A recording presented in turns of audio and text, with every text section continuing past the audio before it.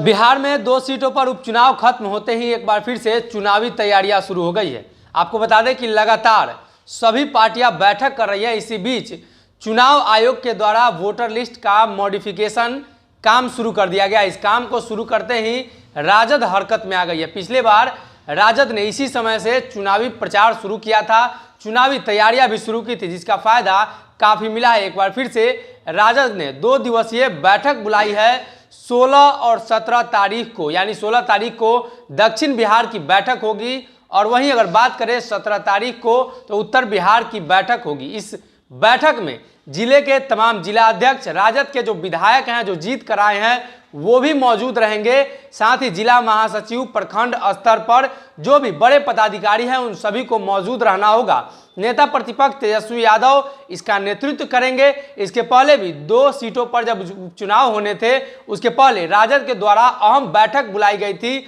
और 2 दिनों का शिविर चला था। यानी उसके पहले से राजद ने एक कार्यक्रम शुरू किया है कि हर महीने 2 दिनों का बैठक शुरू होगा। एक दिन दक्षिण बिहार और दूसरा दिन उत्तर बिहार का बैठक होगा। इसी क्रम में फिर से एक बार बैठकों का दौर शुरू हुआ। कहा यह जा रहा था कि नेता प्रतिपक्ष तेजस्वी यादव चुनाव के बाद दिल्ली चले गए तो वापस लौटकर नहीं आएंगे, कुछ दिनों तक आराम करेंगे। लेकिन नेता प्रतिपक्ष तेजस्वी यादव अब बिहार आ चुके हैं।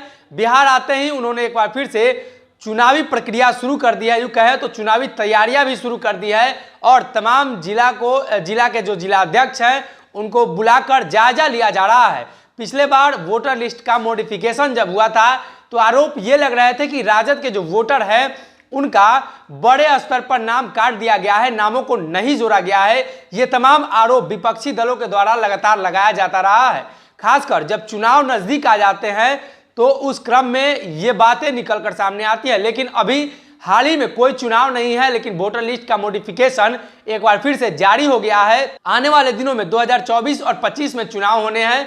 अभी पंचायत चुनाव चल रहे हैं और जिन जगहों पर पंचायत चुनाव हो चुके हैं उन सभी जगहों पर वोटर लिस्ट का मॉडिफिकेशन का काम शुरू हो चुका है। राजद के प्रवक्ता मृत्युंजय तिवारी ने कहा है कि हम लोग चुनावी तैयारियां लगातार करते रहते हैं, क्योंकि बिहार में कब चुनाव हो जाएगा इसकी कोई गारंटी नहीं है। पिछले दिनों चिराग पासवान ने भी कहा था कि बिहार में 2 सीटों पर उपचुनाव हुए हैं, उसके बावजूद बिहार में जो मध्यवर्ती चुनाव हैं वो हो सकते हैं। ऐसी स्थिति में राजद अपने आप को मजबूत करना चाहती है और चुनाव आयोग के द्वारा जो प्रक्रिया शुरू की गई है वोटर लिस्ट का मॉडिफाई करना, यानी जिन लोगों का नाम छूट गया है उनका नाम जोड़ा जाएगा और जिनका नाम कट गया है, गलती से कट गया है, उनको मृत घोषित कर दिया गया है, उनका फिर से नाम जोड़ा जाएगा। जिनके नाम में गलतियां हैं या उनके जानकारी में कोई त्रुटियां पाई गई है उन सभी का फिर से सुधार किया जाएगा, ताकि आने वाले दिनों में जो चुनाव हो तो सही रूप से चुनाव हो सके।